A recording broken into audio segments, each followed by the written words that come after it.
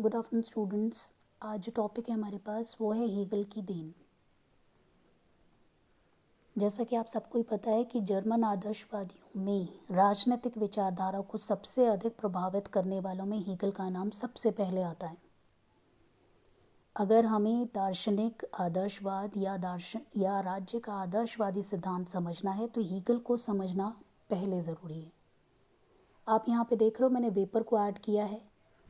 Vapour ने कहा है कि जिस प्रकार अरस्तु तथा थॉमस एक्विनास अपने युग के दार्शनिक माने जाते हैं, उसी प्रकार हीगल भी 19वीं शताब्दी का एक महानतम दार्शनिक हुआ है। अब इनकी जो सबसे पहली महत्वपूर्ण देन है वो है इनका द्वंद्ववाद की धारणा।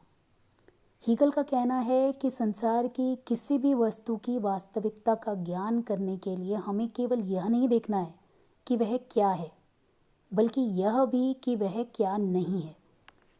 अब उन्होंने इसीलिए इसको बताने के लिए आपको 3 चरण जो हैं वो दिए हैं, जिनमें आपका सबसे पहला चरण है उसका होना, वस्तु का होना।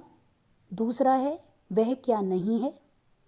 तीसरा है बन जाना, जिसका मतलब है इन दोनों के जोड़ से जो तैयार हो रहा है वो है आपका तीसरा, जिसे उसने आगे चलकर नाम दिया है वाद, प्रतिवाद और संवाद। हीगल का द्वंद्वात्मक सिद्धांत जो है वो वस्तुओं के वास्तविक रूप को देखने में या समझाने में सहायक है।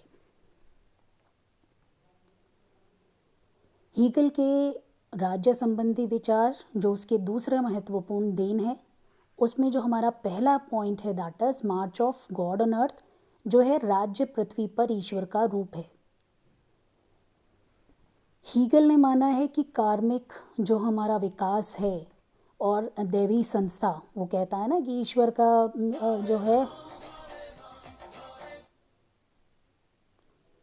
ईश्वर का जो है वो देन है, ठीक है। तो वहीं पर वो कह रहा है कि ये कार्मिक विकास है, जिसका सीधा सा मतलब हो गया कि धीरे धीरे समय के साथ ये जो है वो डेवलप हुआ है, वो ग्रो किया है। हीगल ने राज्य को साध्य माना है। साध्य का मतलब है कि जो कुछ भी किया जाएगा वो राज्य के लिए किया जाएगा। राज्य सर्वशक्तिमान है, एक अनिवार्य संस्था है और राइट्स को देने वाला, अधिकारों को देने वाला हमें राज्य ही है। तीसरी जो महत्वपूर्ण देन है वो है हीगल के स्वतंत्रता संबंधी विचार।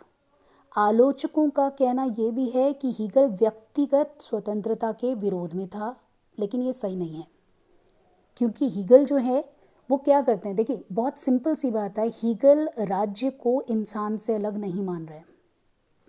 हीगल के लिए राज्य जो है वो कोई बाहरी सत्ता है ही नहीं, इसलिए व्यक्ति के जो अंदर अच्छी चीज़ें हैं उसको व्यक्त करने का जो मेन आधार है वो है आपका राज्य। अब उसने क्या किया है कि उसने व्यक्ति की इच्छाओं को 2 भागों में बांट दिया है। एक भाग है वास्तविक और दूसरा है यथार्थ। यथार्थ इच्छा होती है जो कि हमारे अपने स्वार्थों से संबंधित है, मतलब से संबंधित, जो मुझे अच्छा लगता है, जो मैं करना चाहूँ, वो सारी की सारी हीगल ने कहा है कि वो है यथार्थ इच्छाएं। जबकि जो आपकी वास्तविक इच्छा है वो आपके विवेक के आधार पर होती है। हीगल का यह कहना भी ठीक है कि स्वतंत्रता व्यक्ति को राज्य द्वारा ही दी जाती है, ठीक है। अच्छा, इसको ऐसे समझो, अगर राज्य जो है वो ना हो तो क्या मैं अपने अधिकारों का प्रयोग कर पाऊंगी? क्या आप अपने अधिकारों का प्रयोग कर पाओगे? अधिकार तभी हम प्रयोग कर सकते जब उनके पीछे शक्ति है, राज्य की शक्ति जुड़ी हुई है। हीगल का ये मानना है कि जो भी स्वतंत्रता व्यक्ति को राज्य देता है वही अच्छी स्वतंत्रता होती है। अगर राज्य नहीं है तो अराजकता फैल जाएगी और स्वतंत्रता के स्थान पर, आपने वाली बात सुनी है ना, जिसकी लाठी उसकी भैंस, वही बात सच हो जाएगी। युद्ध संबंधी विचार आप पहले ही जानते हो कि आपका जो हीगल है वो फांसीवाद, नाजीवाद, इन दोनों सिद्धांतों को उसने बहुत प्रभावित किया है। हीगल जो है वो मानते थे कि आपकी जो युद्ध है वो बहुत ज़रूरी है।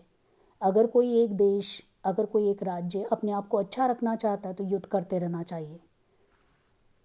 हीगल का जो राजनीतिक सिद्धांत में देन है, हम वो ये भी मानते हैं कि उसके युद्ध संबंधी विचार, हीगल खुद शांतिवादी नहीं थे, इसलिए उन्होंने कांट का स्थायी शांति का जो प्रस्ताव था वो उन्होंने उसे गलत माना है। हीगल का मानना है कि राज्य के लिए युद्ध जो है वो अनिवार्य होना चाहिए। किसी भी तरह का समझौता, किसी भी तरह की कोई शांति वार्ता, सब गलत है। आप जब युद्ध करते हो तो युद्ध करने के बाद आप नैतिकता को स्थायी रूप से वहाँ पर स्थापित कर देते हो, और इसी के द्वारा, इसी युद्धों के द्वारा आप पेट्रोइटिज्म, आप देशभक्ति को भी जनरेट करते हो, को भी लोगों के अंदर डालते हो।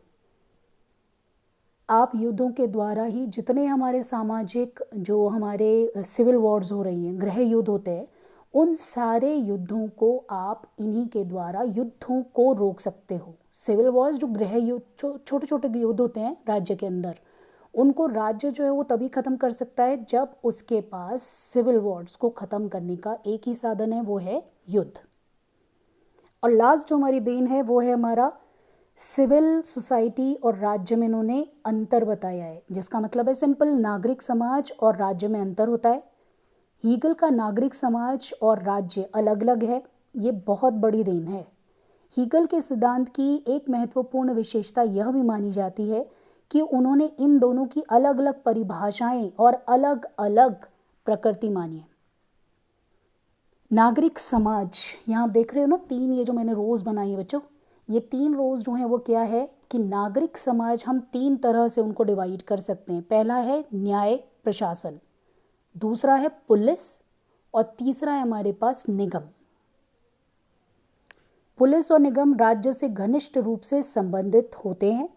नागरिक समाज और राज्य में भेद जानने के लिए ज़रूरी है कि समाज को राज्य पर आधारित तत्व माना जाए, और हीगल के अनुसार नागरिक समाज की विभिन्न संस्थाएं जैसे पुलिस, देश इत्यादि, जेल इत्यादि राज्य के अस्तित्व के बिना असंभव है। ठीक है, तो जिसका मतलब हो गया सिंपल वे में, जो मैम ने अभी लास्ट में लिखा, स्टेट इज अबव ऑल, हर चीज़ से ऊपर जो है वो आपका राज्य है। ये तो उसकी एक छोटी सी संस्था है, इन सब का बड़ा जो रूप है वो आपका राज्य है। ठीक है, तो इसी के साथ हमारी हीगल की जो देन है वो ख़त्म होती है। आपने इसे ध्यान से सुनना है, समझना है। मंडे से मैं आपको, अभी मंडे को हम लोग जो है वो ऑनलाइन क्लासेस के लिए आ रहे हैं, तो सारे के सारे अभी समझना शुरू कर दो। कल कार्ल मार्क्स शुरू हो जाएगा और उसके बाद से मंडे से हम लोग ऑनलाइन क्लासेस के लिए आ जाएंगे। All the very best.